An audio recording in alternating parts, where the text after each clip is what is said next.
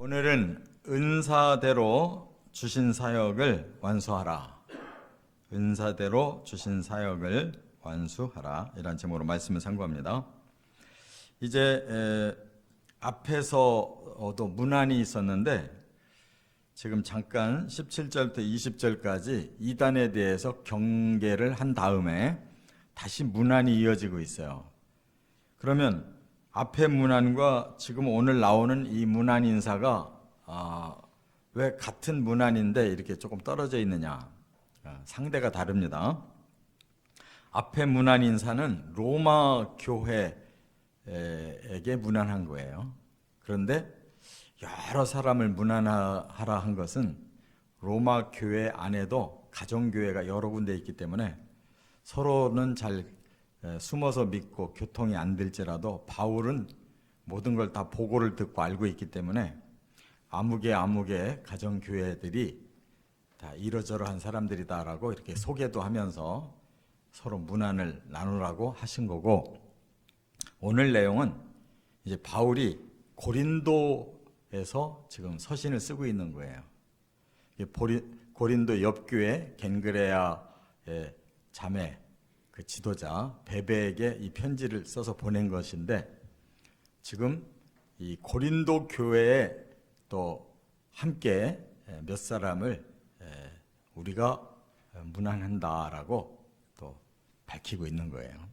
고린도 교회의 이제 지도자들이 또 여기에 얘기를 하고 있는 겁니다.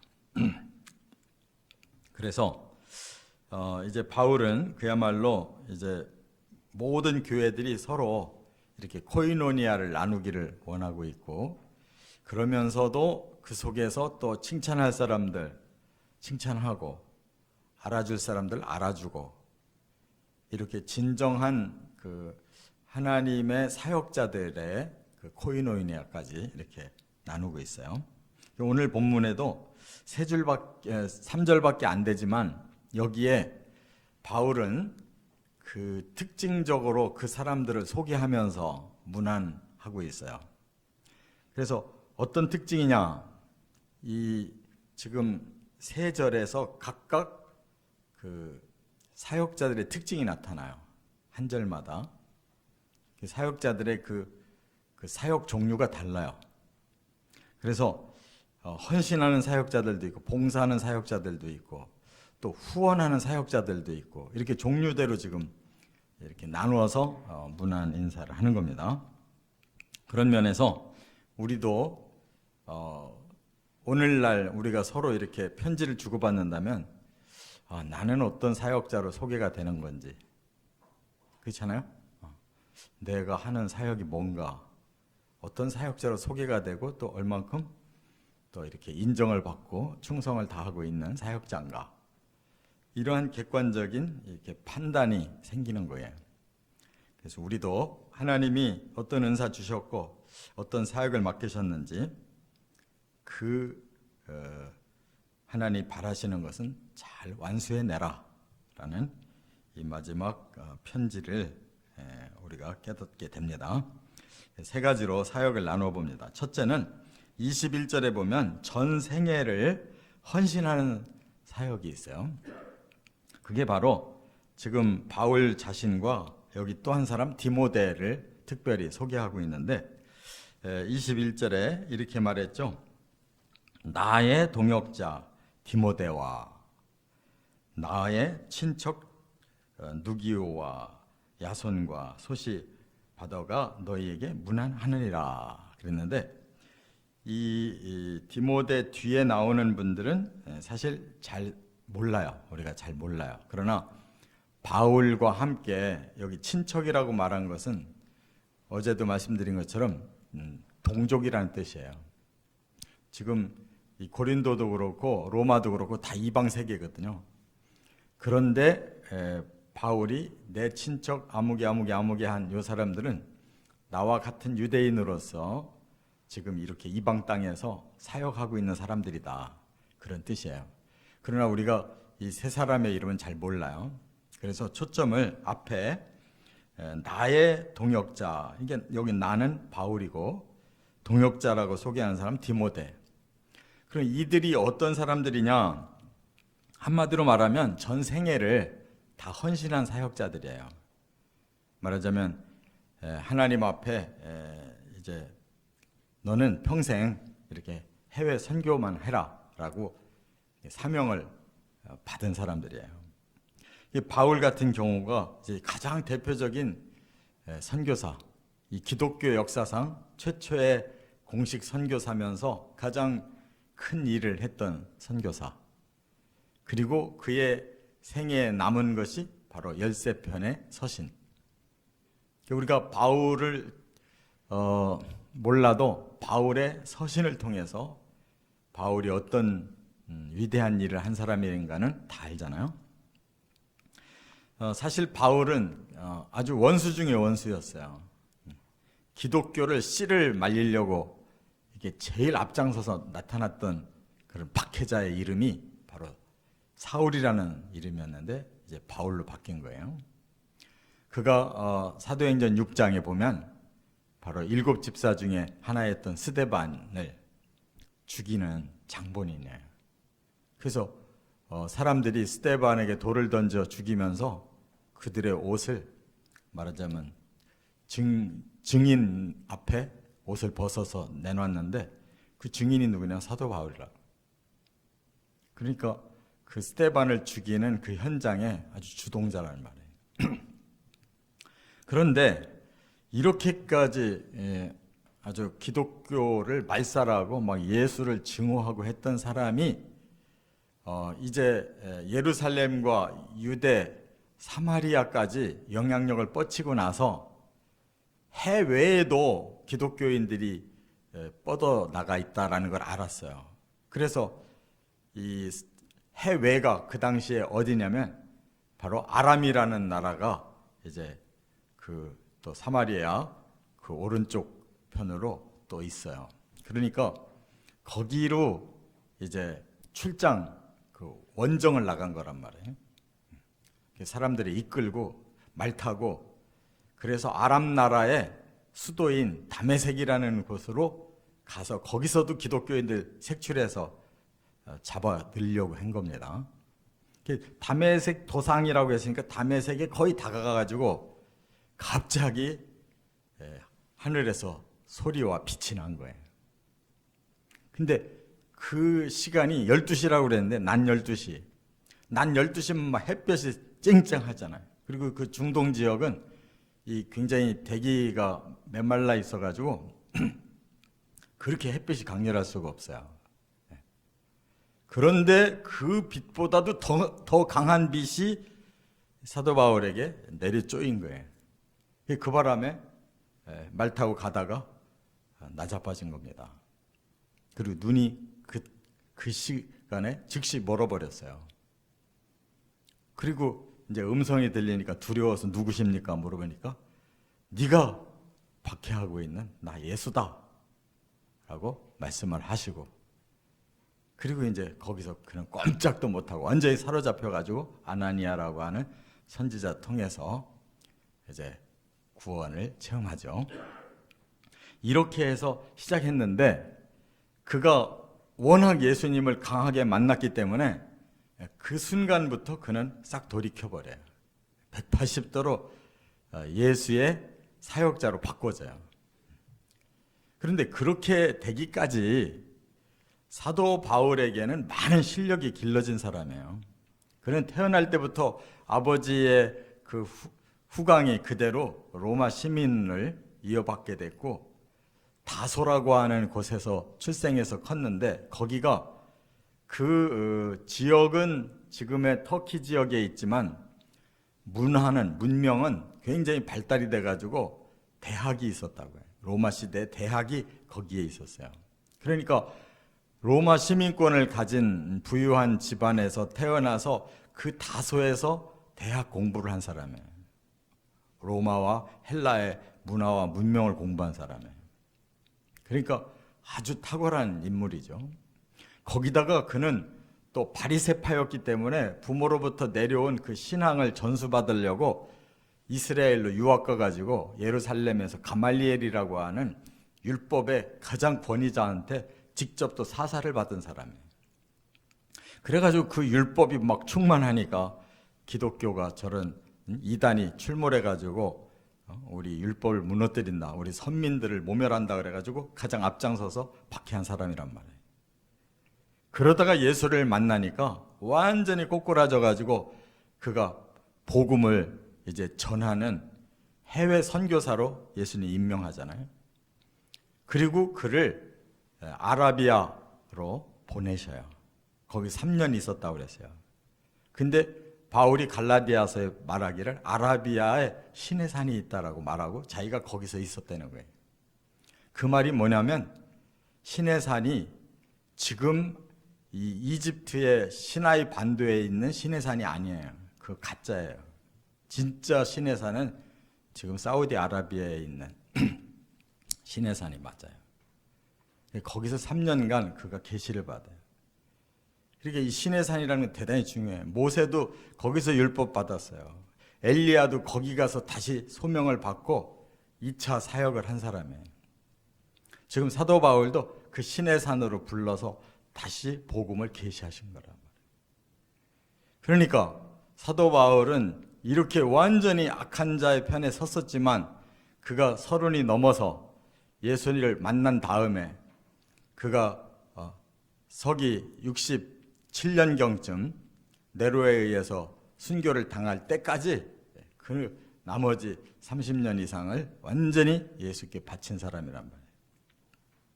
그래서 그가 이렇게 세상의 학문도 율법도 복음도 그냥 가장 완벽하게 받았기 때문에 이 성경에서 가장 탁월한 이 하나님의 말씀을 남길 수가 있었다 그 말이에요. 그게 바로 13편인데 그 중에서도 이 로마서가 제일 탁월한 거예요. 당시에 세계 수도의 시민들인 그리스도인들에게 밝히는 거기 때문에 가장 심도 있게 말씀을 잘 정리해서 보낸 거예요. 그렇기 때문에 우리도 이렇게 하나님이 불러내서 이렇게 완전히 사로잡으시고 그 생애를 다 하나님 앞에 바치게 하는 사역자는 죽으라고 이 일을 해야 되는 거예요. 목숨 걸고. 또 한 사람 디모데가 바로 바울에 의해서 픽업된 사람이에요. 이 사람은 루스드라 출신의 그 사람인데 이 사람도 해외 선교사가 될 수 있는 여건이 충분한 사람이에요. 왜? 자기 어머니는 유대인이고 아버지는 헬라 사람이에요. 근데 어머니 유니게, 외할머니 로이스, 이 외가 쪽으로 아주 신앙의 뼈대가 튼튼한 집안이란 말이에요. 말하자면 구약의 그 율법을 제대로 알았던 사람인데 그 다음에 이제 예수를 바로 사도 바울을 통해서 믿게 된 거예요.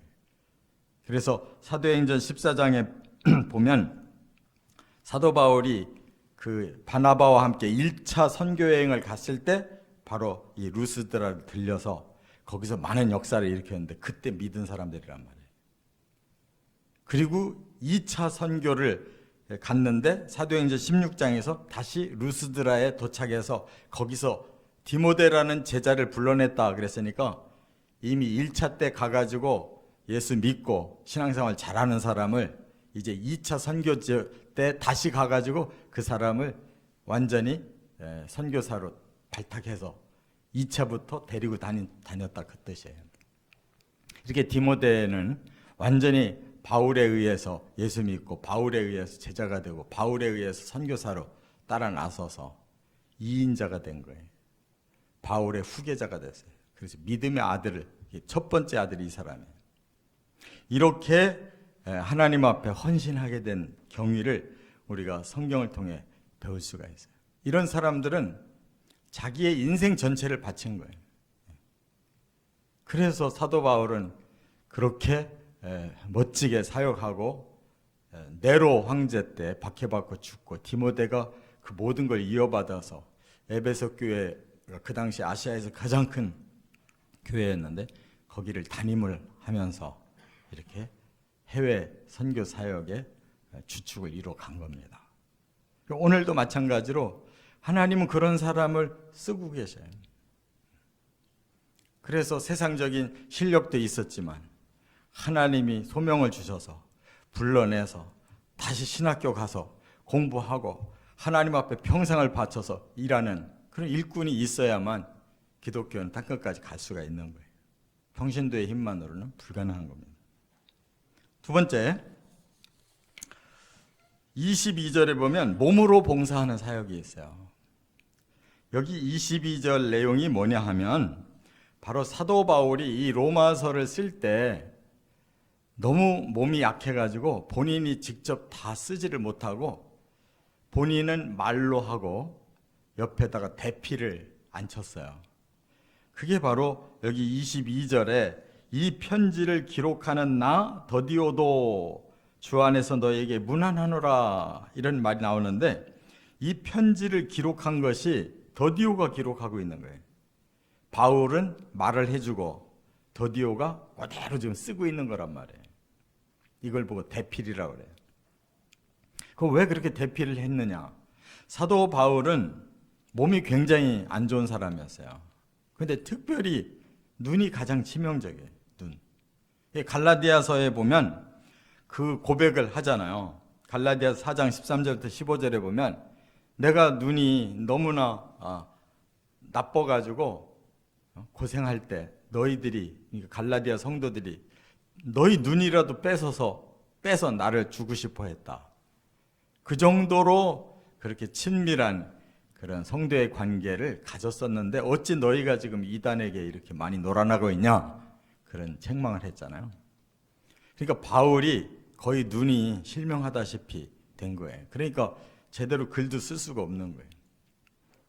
그래서 대필 더디오를 지금 대필자로 썼는데 마지막 요 한 절을 더디오가 내가 지금 대필하고 있다 하면서 문안 인사를 자기가 쓴 거란 말이에요.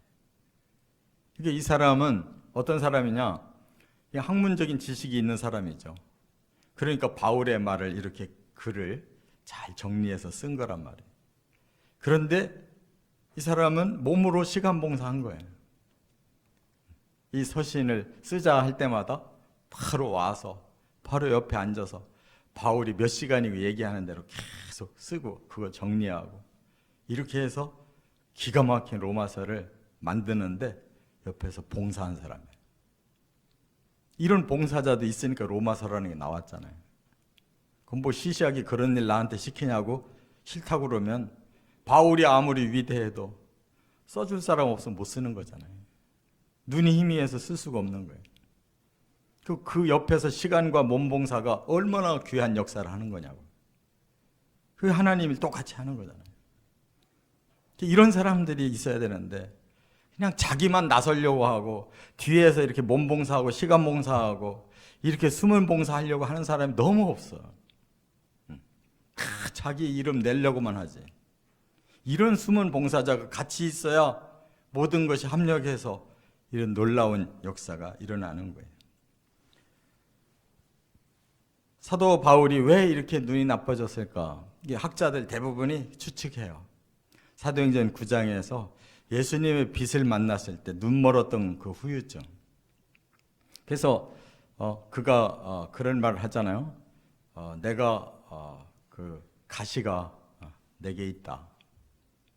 하나님 일하는 사람들이 가시가 있어요.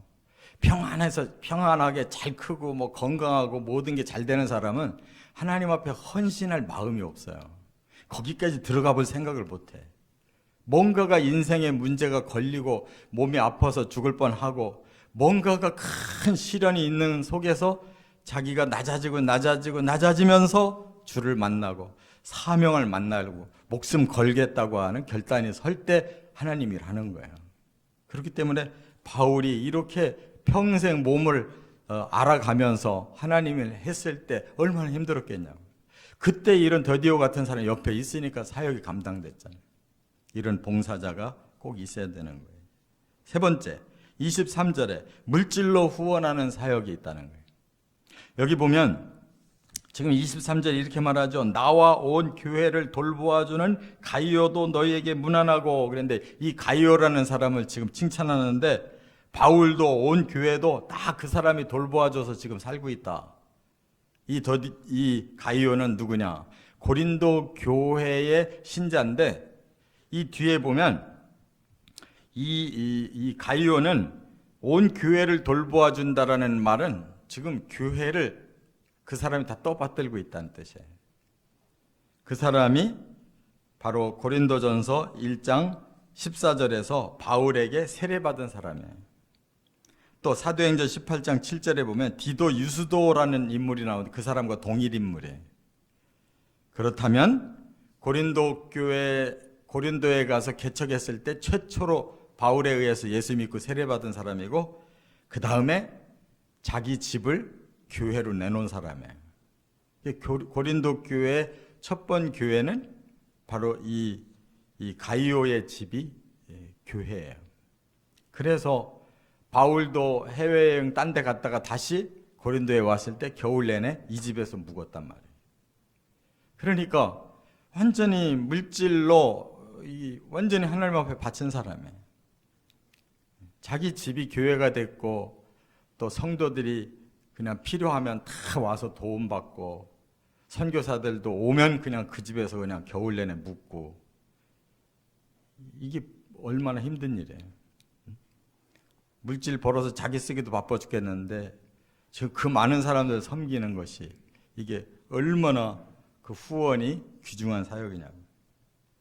또 그 다음 사람 뭐라고 말을 했냐면요, 이 성의 재무관 에라스도도 문안한다 그랬어요. 성의 재무관이라는 말은 뭐냐면 이 고린도가 아가야 지역의 그 수도예요. 지금의 그리스가 북쪽 마게도냐, 남쪽 아가야 이렇게 둘로 나눠져 있는데 이 남쪽 나라의 제일 큰 도시 수도가 고린도라는 말이에요. 거기에 재무관이라는 것은 그 나라를 움직이는, 돈을 움직이는 사람이에요. 그런 기관장이란 말이에요. 근데 그가 예수를 믿고 고린도 교회 신자예요. 그래서 괜히 뭐 돈이 있다고 지금 바울이 그 사람의 이름을 넣어준 게 아니고 그만큼 물질적으로 영향력을 주고 있기 때문에 고린도 교회에 꼭 필요한 일꾼으로서 그 사람을 지금 로마 교회에다가 문안 인사를 하게 하는 거예요. 그러니까 이렇게 물질적으로 가이오나 또 에라스도 같은 이런 물질적으로 잘 후원할 수 있는 그런 사역자가 있기 때문에 바로 해외 선교에도 많은 보탬을 준 거죠. 교회에도 많은 보탬을 주고 이런 기관장의 큰 영향력, 이것이 바로 교회의 성도 가운데 있을 때 그 하나님의 일이 훨씬 더 잘 이루어질 수 있다는 것, 이것도 하나님이 주신 은사고 그것도 사역이에요. 이렇게 어떤 은사를 주셨든지 어떤 사역자로 일하든지 자기의 주어진 은사와 사역에 대해서 완수해내면 되는 거예요. 천국 가면 다 똑같이 칭찬과 영광을 받는 거예요. 우리도 어떤 은사들을 받았든지 어떤 사역자든지 하나님 앞에 끝까지 사명 완수해 내시기를 주의 이름으로 축원합니다.